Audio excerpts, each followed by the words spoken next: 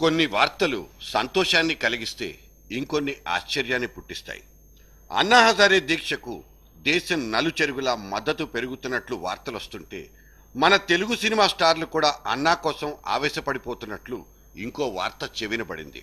టాలీవుడ్లో సడన్ గా ఇంత రక్తపోటు పెరగటానికి కారణం ఏంటి? అసలు ఈ ఆవేశం వెనుక వెతికి పట్టాల్సిన అంతరార్థం ఏదైనా ఉందా?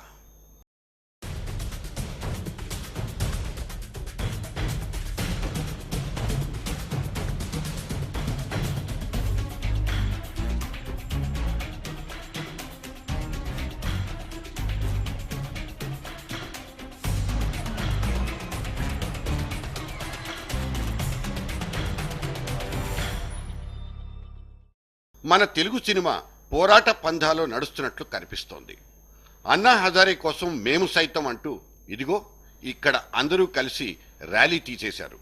అవినీతి కంపును కడిగేయాలంటూ డిమాండ్లు కూడా చేసుకున్నారు.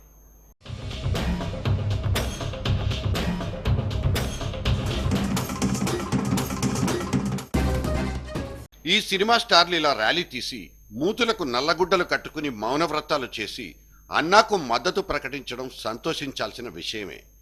ఈ సమూహంలో స్టార్ వాల్యూ ఉన్నవాళ్లు ఎంతమందిని లెక్కలేయడం అంత బాగుండదని ఊరుకుందాం. అలా అనుకుని లోపల కలిగే ఆశ్చర్యాన్ని కూడా బయటపడేసుకోకుండా ఉండలేంగా.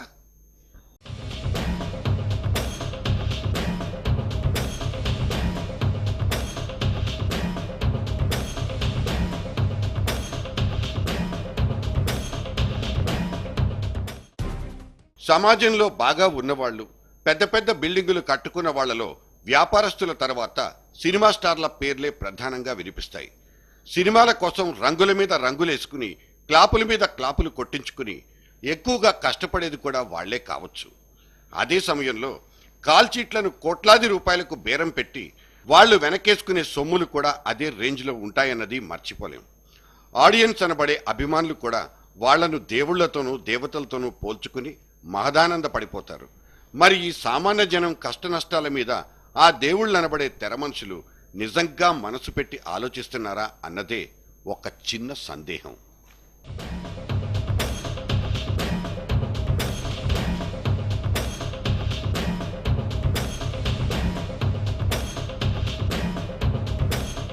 నిజానికి ఆకాశంలో తళుకులీనే ఈ తారలందరూ పనిగట్టుకుని మనసు పెట్టాల్సిన అవసరం కూడా లేదు.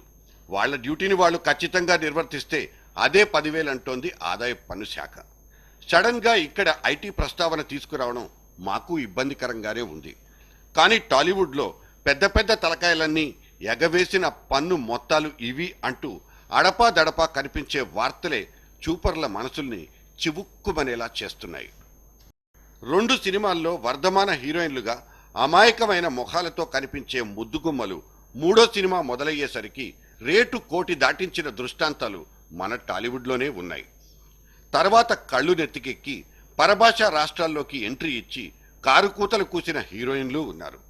అది వాళ్ల వ్యక్తిగతానికి వదిలేసి గవర్నమెంట్ను బురిడీ కొట్టించే పడుచు బొమ్మల్ని మాత్రం నిలదీయకుండా ఉండలేం. మనం కొనుక్కున్న టిక్కెట్లతో సక్సెస్ఫుల్ హీరోయిన్గా మారిన మన బొమ్మాళి మనకే పన్ను కట్టకుండా యగనామం పెట్టడం జీర్ణించుకోలేని విషయం.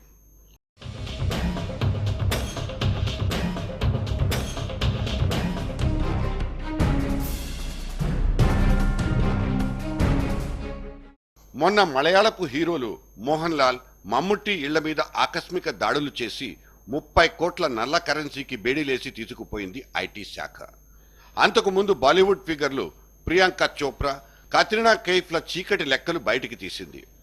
ఆ మూమెంట్లోనే మన టాలీవుడ్ బిగ్ విగ్స్ కూడా ఐటీ స్కానర్ కింద చిక్కుకున్నట్లు వార్తలు కూడా వచ్చాయి. నాగార్జున, రవితేజ, అనుష్క శెట్టి, ఇంకొందరు నిర్మాతల మీద పన్ను ఎగవేతుదారులన్న అభియోగాలు వచ్చాయి.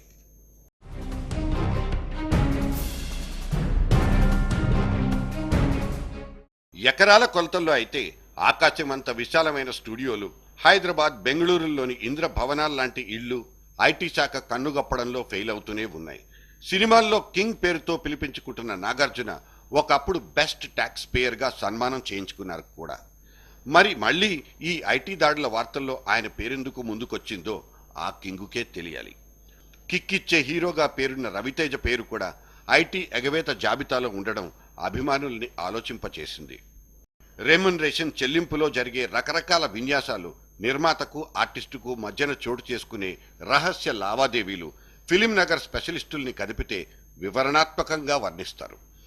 50% బ్లాక్ మనీ తీసుకుని దాని నుంచి సర్కారుకు కట్టాల్సిన పన్నుకు నామం పెట్టడం సినిమా ప్రొడక్షన్లో తరచూ జరిగే ఒక మాయాజాలం. వైజాగ్ సాగర తీరంలో లేటెస్ట్గా లాంచ్ అయిన ఒక గేటెడ్ కమ్యూనిటీలో 42 మంది టాలీవుడ్ పర్సనాలిటీలు బీచ్ హౌసెస్ కొనుగోలు చేసినట్లు వార్తలున్నాయి. నిన్నటి ఎంఆర్ కుంభకోణంలో కూడా టాలీవుడ్ వాసనే మన ముక్కుపుటాల్ని ఛిద్రం చేసి పారేసింది. చిరంజీవి రాజకీయాల్లోకి వస్తారన్న వార్తల నేపథ్యంలో 2003లో జరిగిన ఐటీ దాడి అప్పట్లో ఒక సెన్సేషన్. దాదాపు 100 కోట్లకు మించిన ఆ అక్రమం ఒక మెగా ఎగవేతగా ఐటీ లెక్కగట్టినట్లు సమాచారం. ఆ తర్వాత ఒకసారి సినిమాటోగ్రఫీ అధికారులు అల్లు అరవింద్, దిల్ రాజు, బెల్లంకొండ సురేష్ కార్యాలయాల మీద దాడికి పూనుకున్నారు. 1.5 పాటు సర్వీస్ ట్యాక్స్ కట్టకుండా తప్పించుకుంటున్నట్లు ఆధారాలు దొరికాయి. డిఫాల్టర్లుగా భారీ జరిమానాలు కూడా కట్టేసుకున్నారు. సూరి భానులు తెచ్చిన ఫ్యాక్షన్ సొమ్ములు మొన్న నంది శ్రీహరి అనే ఒక చిన్న నిర్మాత ఫైనాన్స్ మోసంతో సంపాదించుకున్న కరెన్సీని సినిమాల్లోనే పెట్టి రెట్టింపు చేసుకునే ప్రయత్నాలు జరిగాయి. ఆ దారుణాల్ని, ఆ మాఫియాను ఆపడానికి టాలీవుడ్లో ఆనకట్టల్లాంటివి ఏవీ ఉండవు. ఇలా రీళ్లను వెనక్కి తిప్పుకొని ఫ్లాష్ బ్యాక్లోకి వెళ్లాలే కానీ సినిమా ఫీల్డ్లో వేల కొద్దీ గురివింద గింజలు కనిపిస్తూనే ఉంటాయి. అవినీతి అనగానే ఎవరైనా వ్యతిరేకించవచ్చనే భావనతో అందరూ ముందుకొస్తారు. వాళ్ళ ఆస్తిపాస్తుల్ని, వాళ్ళ పాత చరిత్రల్ని జనం ముందు పెట్టిన తర్వాతే అన్నా హజారే ఉద్యమంలోకి కాలు పెట్టారు. ఇప్పుడు ఆయన్ని అనుసరించే అందరూ కూడా తమ హిస్టరీలో కూడా మచ్చల్లేవని నిరూపించుకుంటే బావుంటుందన్నది ఒక సముచితమైన సలహా. దివిసీమ విషాదానికి చెలించి నందమూరి జోలె కట్టినప్పటి చిత్తశుద్ధి ఇవాల్టి ఫిలిం నగర్ దీక్షలో కనిపిస్తుందా? నిగ్గు తేలాల్సింది.